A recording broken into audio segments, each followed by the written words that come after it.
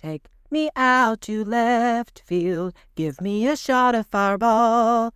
Give me some high fives from Mark Pena and a hug from Jeff Cross as we stand on top of the tables. Hearing the horns, that's a blast. For it's 1, 2, 3 shots from the cannon with the ladies of left field. Hey y'all, it is game time with the ladies of left field. Jordan here. I am back after a crazy few weeks of stuff. Here with Casey and Katie. Hey y'all. And we have some fun stuff to talk about this week. A lot of fun football, a lot of fun things to look forward to. But I'll kick it off just with kind of a bigger NFL headline about Shedeur Sanders, wins his first start, because he got in last week, 2 weeks ago, whatever the but yes, won his first start against the Raiders, who I don't know what that's saying since Cowboys also looks good against the Raiders, but whatever. Win's a win.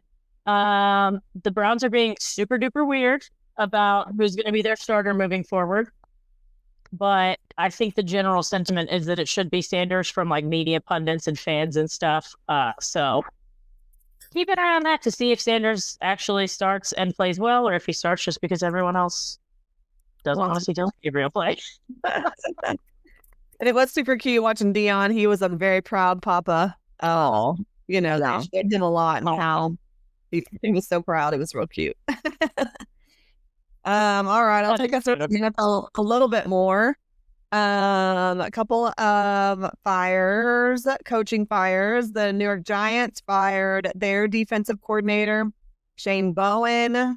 Again, once the Giants were up almost the whole game yesterday, and I mean, Casey and I were watching because she has Jared Goff on her fantasy team. We were like, golly, why are the Lions sucking so bad? Yeah. And then the Giants do what they do and, had a big defensive collapse. And then the Lions came back to win. So after that loss, they got rid of their defensive coordinator. The Raiders also fired their offensive coordinator, who is Chip Kelly. And the Raiders are 2-9. And again, like Jordan said, lost to the Browns yesterday. So, there you go. So those two are down. Had a big comeback. The Chiefs came back to win in overtime yesterday against the Colts. The Colts were pretty dominant during that game as well. And then the Chiefs came back to win. And then the best comeback win of the day was by our Dallas Cowboys. We were all together at Aussie's watching this game, and we were all very upset in the first half. Cowboys looked horrible. I mean, Casey and I were screaming, catch the damn ball, because CeeDee Lamb could not catch a ball. And we were like, down 21 points, and it was not looking good. And then our favorite person, Dak Prescott, just really took over the game. And he became the Cowboys' all-time passing yards leader with the win. So, and our, Pickens looked amazing. And we're all like, keep him. And CeeDee needs to stop crying and catch the ball. And we were still yelling at him to catch the ball in the second half. Yeah.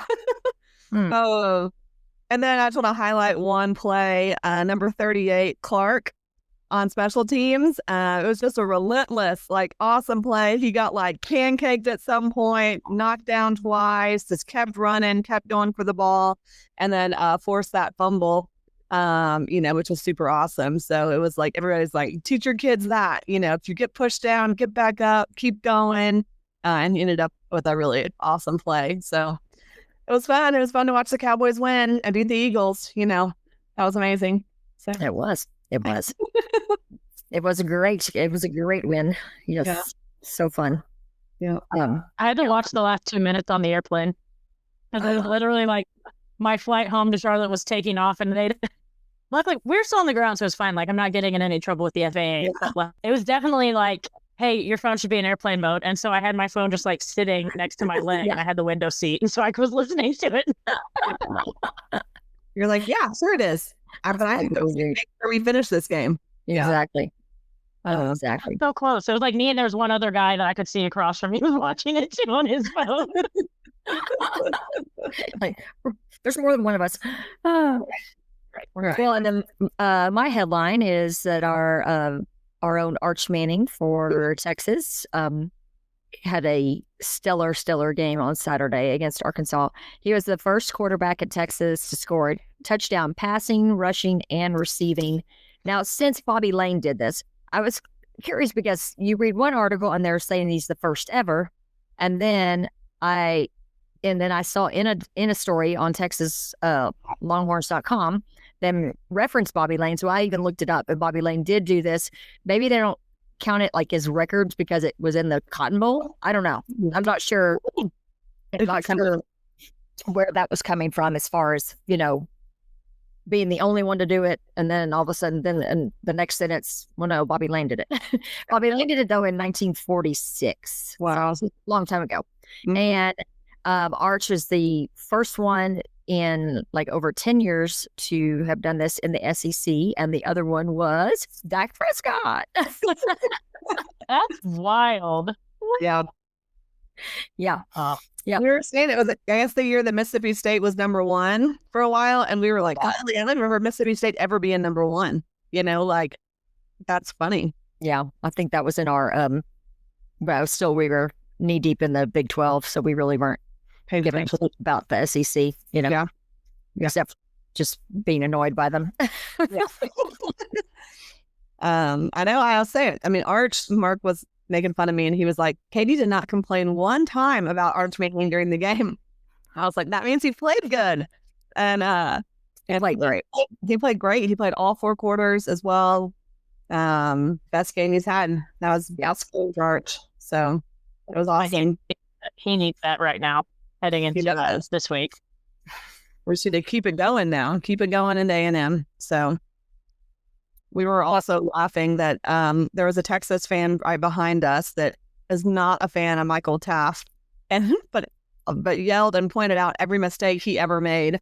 And so we also noticed that Michael Taft did miss a lot of tackles. I don't think I've ever heard of someone who dislikes Michael Taft. I know. I don't know. He was so enamored with it. I mean, he was just like, Michael Taft sucks. Put in Williams. But he noticed every single missed opportunity that he had. So it was very brought to our attention. Oh, man.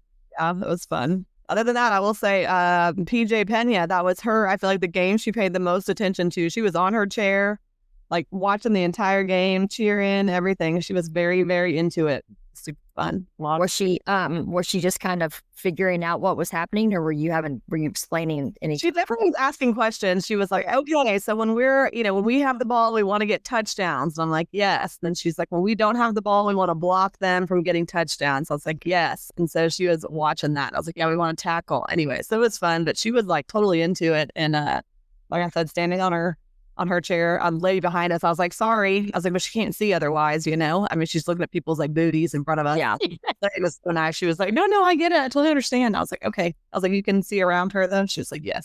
So, yeah. Fun. Good. Yeah. I mean, all the way, I mean, the defense had its ups and downs, but I mean, I think if you go back and talk about how we talked about last week that, Arkansas played out. Every other loss they've had has been super tight. Yeah. And we don't. Yeah. I mean, the game started with just a back and forth, but we were at least holding them to field goals.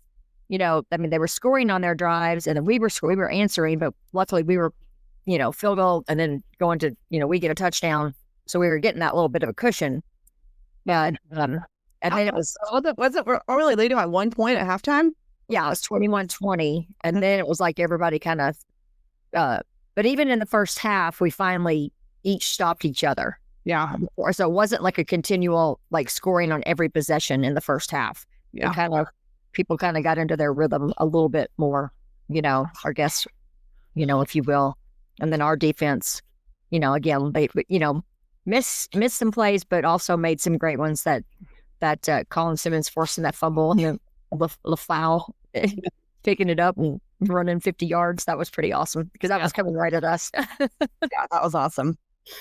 I know. We were right on the 35 or 40-yard line. We had fun seats that were real low. And then Casey was up in the fancy south end zone seats again. Yeah. So it was fun. Were you at the old TV set?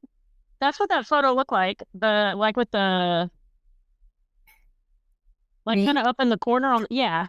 Well, yeah, sort of. But I was in a suite, so that TV set's over, like, it's down below us, probably. Oh, I was okay. one of those Okay. founders. I was one of those founders. Got it. So yeah. So yeah, we have the view you have the same view of looking out of like that the set had or whatever.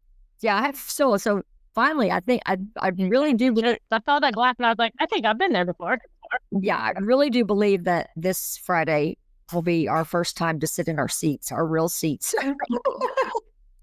This year. We've sat it on the past 2 years and they've been fine. We have just every single game, something's happened where I've had an opportunity to move and go somewhere else and sit at our seats.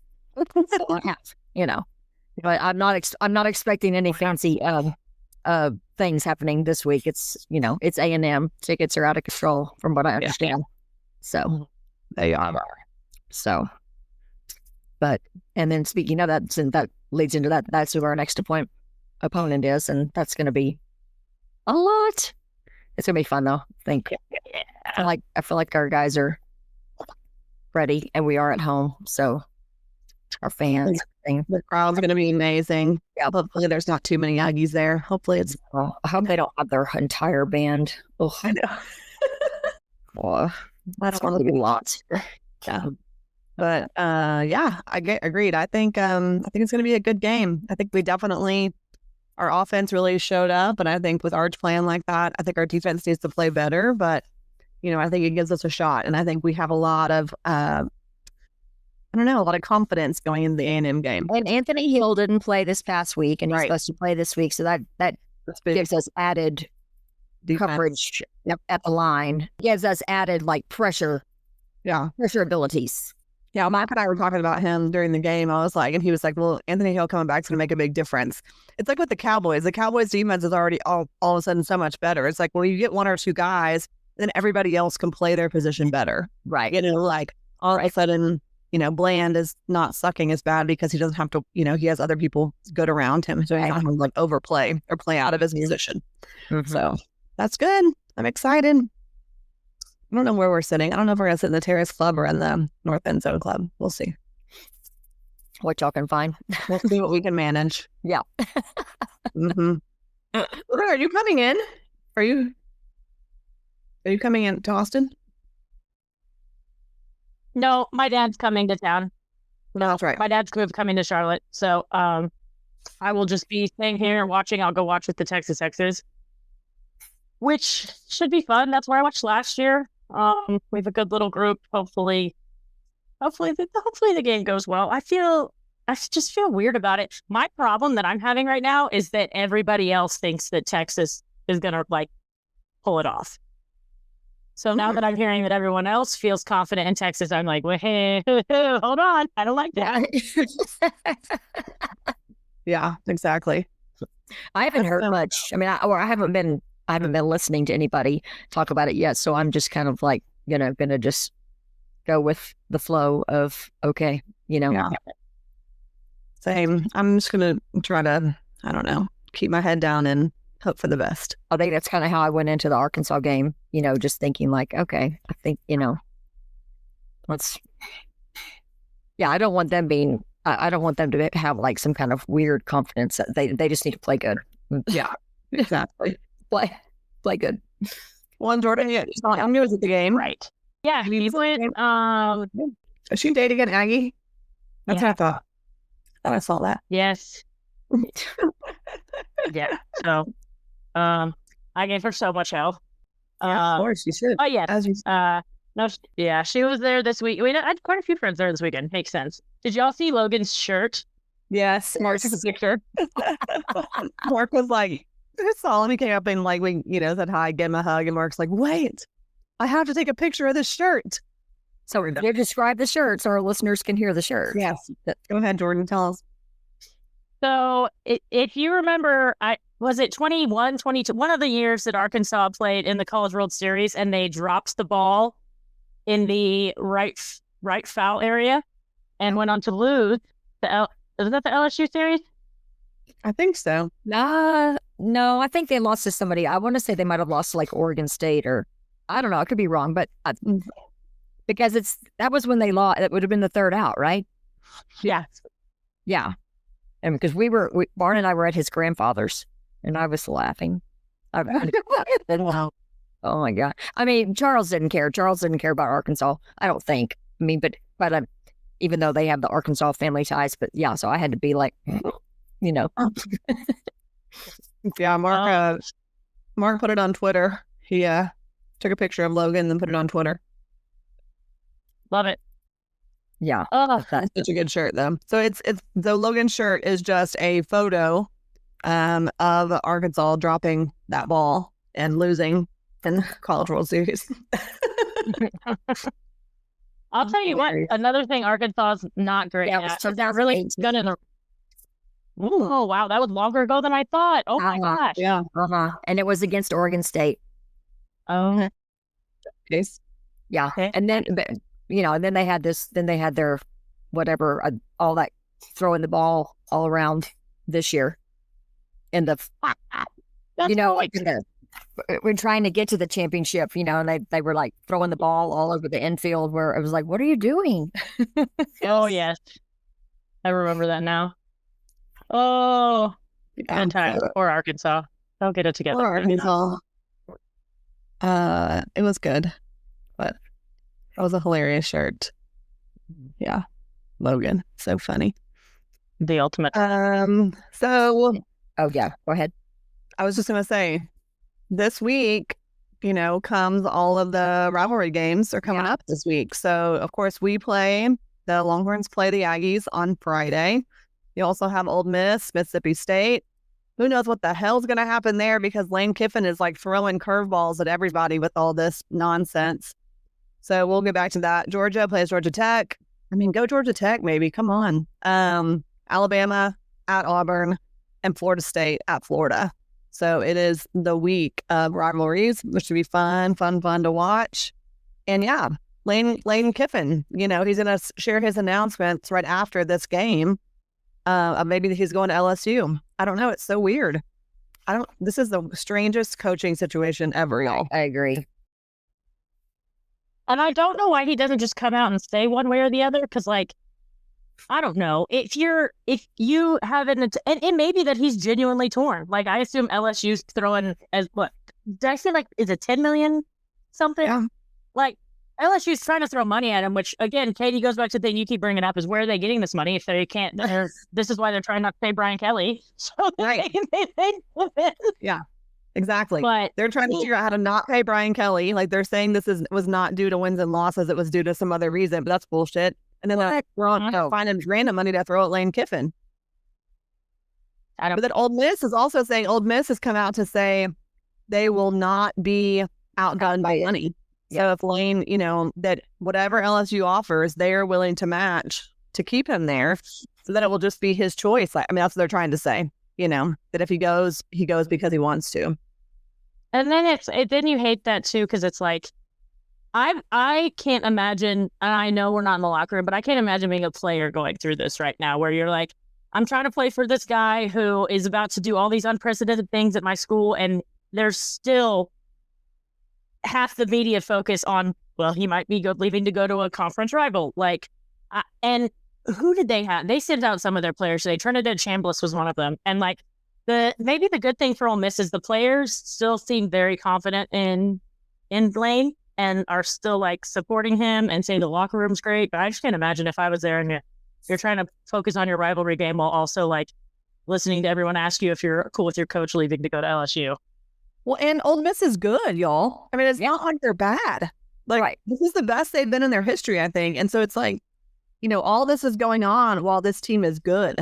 That's what's wild too. And I mean, and then it's great. Is he saying here that if he comes out and makes this just statement or whatever, then is he just up and leaving? And then all of a sudden some interim coaches are coaching Ole Miss in the playoffs? I mean, you would think so, Casey, because you can't announce it and then stay. Right. People aren't going to play for you the same way. Yeah.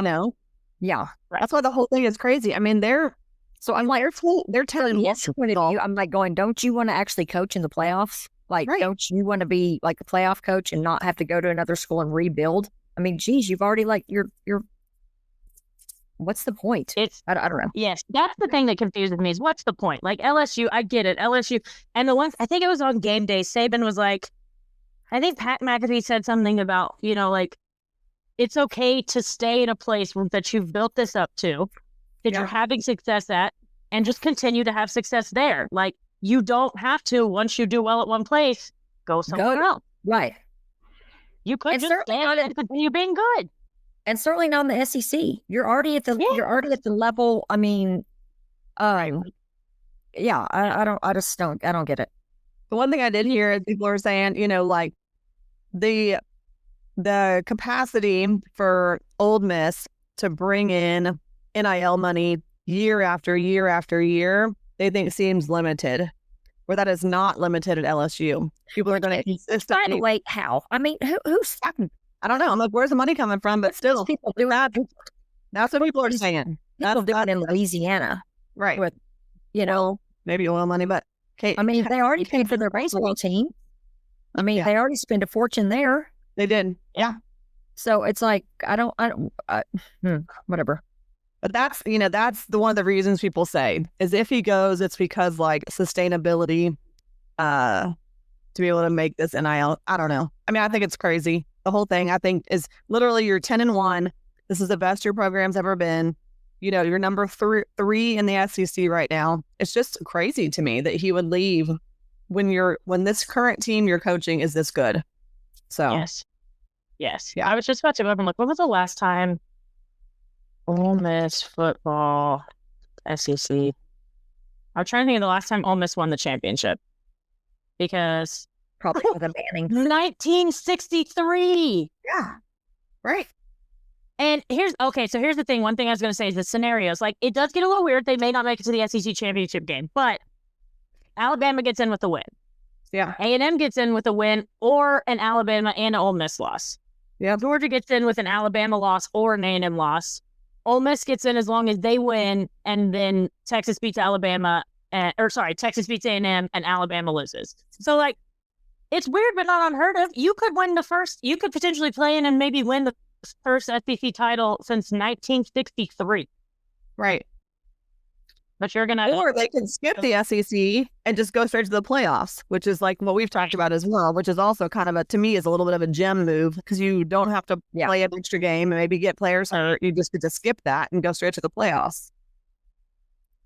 Which is a whole nother conversation just on this postseason stuff in general, because we've had that same discussions with people like in soccer, because that's the SEC soccer tournament. If you win, you're automatically into the postseason. But that's potentially like 4 games that you're playing in the span of a week, and then you have to turn around and start playing in the NCAA tournament. So like that's another good point. Is like and Ole Miss is in the championship either way. They're playing in the CFP, right? So that's a good point too. Like, even if you don't want an SEC championship, you're still going to play in the CFP and potentially, win the first national title since ever.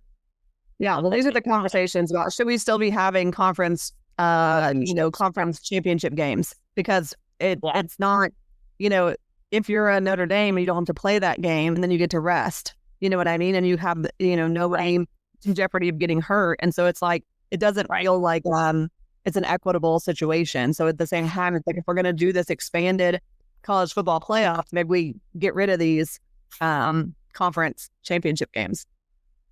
Or, because some of them, it helps them get in, do one non-conference game, play your 9 SEC, or, make it a 10-game season. Make it not a 12-game season. Like, right. Yeah. You just have to do something for the health and safety of the players, you would think. Yeah. I don't know. It'll be interesting to see.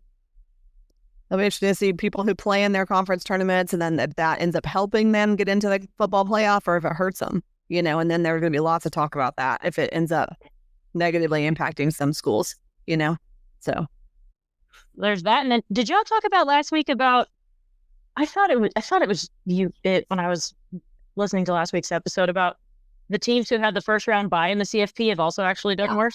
Yes, we did talk about that. We went through all of them. We were like, every single had a guy lost. All 4 of them lost.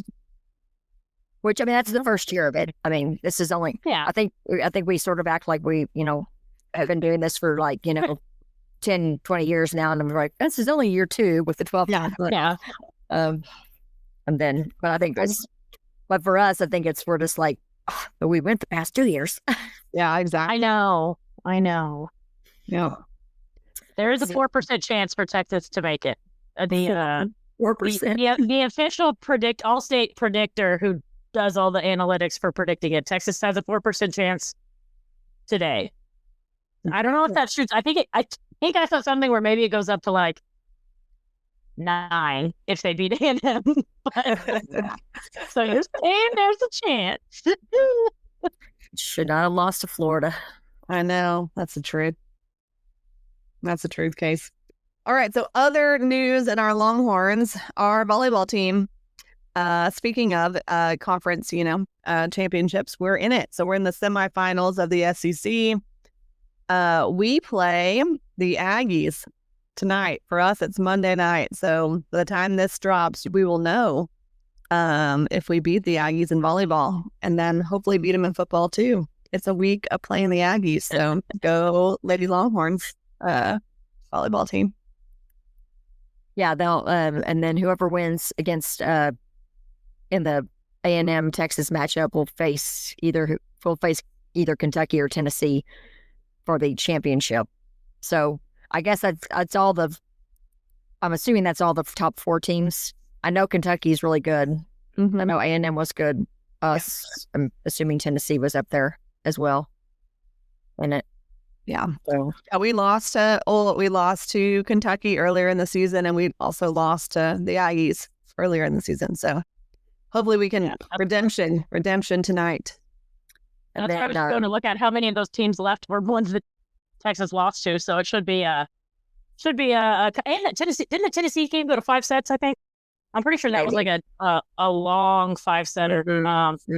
Yeah, 5 sets. So again, tough opponents in Texas. If you lose to 2 of them, I feel like you shouldn't lose 2 times in a row, unless it's Texas basketball versus South Carolina. Yeah, football versus. Well, and men's basketball is in Hawaii at the Maui Invitational. So they'll play tonight. It's a 10:30 tip-off Monday night on ESPN2. So when you're hearing this, if you stayed up to watch that, bravo for you. I'll try, but I don't know if I'll be able to stay awake. And then they play again they'll play Tuesday and Wednesday. You're guaranteed 3 games. You play 3 games for making that trip. Nice. And then our women are headed to Las Vegas, and they'll face their first big test this week because they'll be playing number 3 UCLA on Wednesday, and then from that it's South Carolina or Duke. Whoa! So that's yeah. So we're gonna get tested pretty quickly. But I was hearing like our scores have been just ridiculous. Like, I mean, we scored like over 100 points in 3 or 4 games, and just so. I mean, I'm excited they finally get to start watching them because they've been on like ESPN Plus or SEC Plus. I mean, they've been on something that's even farther out. I mean, I do have my ESPN back, but don't have SEC Plus. I'm just not going that far yet. Yeah. Well, it should be, hopefully we continue to get some wins. Good times with the Horns. Yeah. What else is happening? Jordan, tell us about your Dallas Stars. Oh, yes. Things are good. Except Mikko Rantanen is on a 1-game suspension. But other than that, Stars are in second place in the Western Conference right now behind the Avalanche. They won 6 of their last 8. They were on a 6-game winning streak. And then it's my fault. I watched a game and no, but they're looking good. Jason Robertson scoring a gazillion goals a game. And I don't get to watch as much as I'd like, but it's fun to watch so far. They started really strong, right? And then we kind of a little bit of a fun. Yep, there was. It was like they won their first 3 or something, and then it was like win loss, and then let's see. Won their first. Oh, I lied. Won their first 3, and then they went on a 4-game skid. But then they've been they turned it back around. So Yeah. Good. we'll see. Yeah. So Dallas area. I'm sorry, I don't even know what the Mavs are doing. Well, they haven't been doing great, but I do know that Cooper Flag finally had a really good game, maybe last Friday. So I know they won then. I mean, we keep trying to keep up, but we don't get to ever see much. And the one night that they were on TV last week on ESPN, Cooper Flag was sick. We're like, oh, kidding me? Cool. Yeah. Oh, cool. So it was like Anthony Davis was hurt again. And so it was like, okay. But I think they're trying to, like, I was listening to the announcers and all that. They were saying how the team itself is still trying to stay very positive, and they feel like just if we can get once Kyrie comes back, can try to go forward there, and move forward. And they've got they got rid of Nico Harrison, so I don't know who's running the show on the inside, but Poodles. Yeah. Bye. Yeah. Bye. I just don't have. I read, and I couldn't go into the whole. Well, I read about there was tension between him and Mark Cuban, because I think Mark Cuban thought when he sold the team to those people that he still was going to have this inside track, and then Nico Harrison's kind of like, no, you're not, and then then the owner started trusting Nico Harrison, but then this past season, or ever since they've been that trade, or ever since he traded Luka, he's had to have this special seat with a special stairwell, to get out, the stadium and stuff. Now, of course, he's not there. He doesn't have to go to the Mavs games, but so I don't know if that meant that Mark Cuban was going to get to go back in and start saying stuff. They'd probably be wise not to let that happen either. I don't know. That's a fair point. Maybe don't. Yeah, just go find somebody else that you can trust. I think it's just that the owner is he's admitting now, he's like, okay, I put a little bit too much blind trust in this man, and so he's trying to go up to the Dallas fans and be like, I hear y'all, and we're gonna do better, Okay. And I'm like, well, do better by going and trying to buy Luka back. Yeah, I have a suggestion. Yeah, I'm not sure if he can, but because the Lakers are probably like, no, we'll keep him back, but right. Oh well. All right, y'all. They're doing really good. The Rockets are? Yes. The Durant on last week too, and they've had only lost 2 games or something like. I mean, they must be right behind the Thunder, and then the Spurs are doing good, but Wembanyama's been hurt for a couple of games. So when that happens, they kind of so yeah. But yeah, I was a little excited to see that the Rockets' record was really good. Good. So I love that for Durant. Yeah. All right, y'all. Anything else? Well, it's Thanksgiving week, so that's about it to me.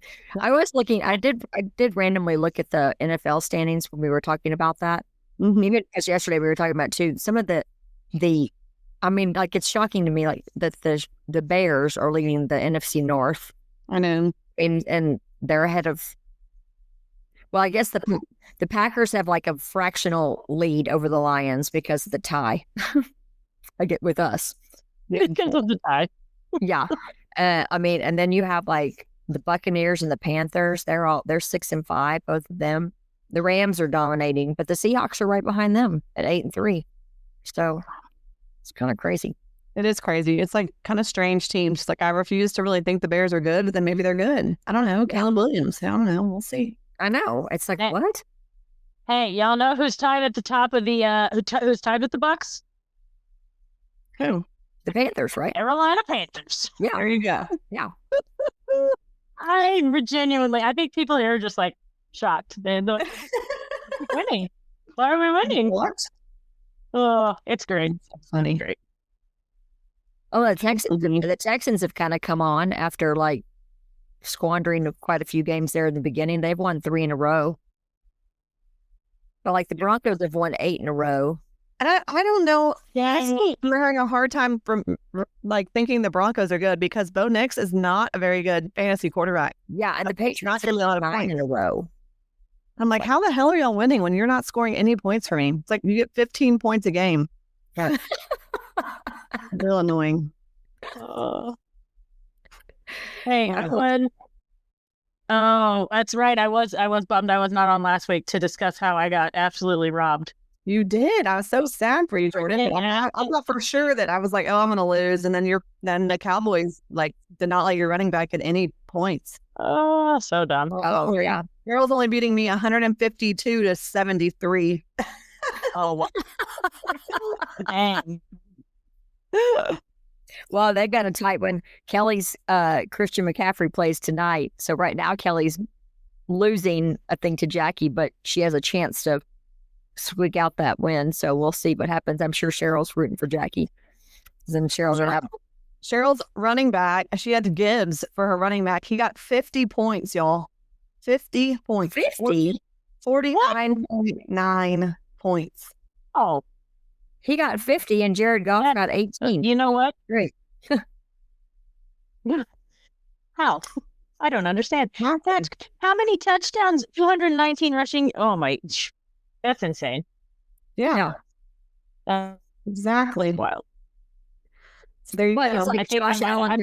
I might beat Cassidy tonight. I'm up by 50, but But like Josh Allen had the record performance a week ago, and then Thursday, like he couldn't even get rid of the ball Thursday night. They lost to the Texans. It's like, Yeah. what the hell, Buffalo? Yeah, I don't know what's going on. it's like That team that team cannot figure out their identity, I feel like. It's like, I don't know. They just are not consistent. It's weird. so. Really fun going on my fantasy team. But I mean, Cook did give me 20 points, but it doesn't really matter when Cheryl has somebody else get 50. Damn, fantasy football. All right, y'all. Yep. Let's go cheer for the Longhorns. Let's go cheer for them to beat the Aggies in volleyball and then beat the Aggies in football. Let's do this. And Cowboys beat the Chiefs on Thursday. Oh, that's right. Yeah, all kinds of football.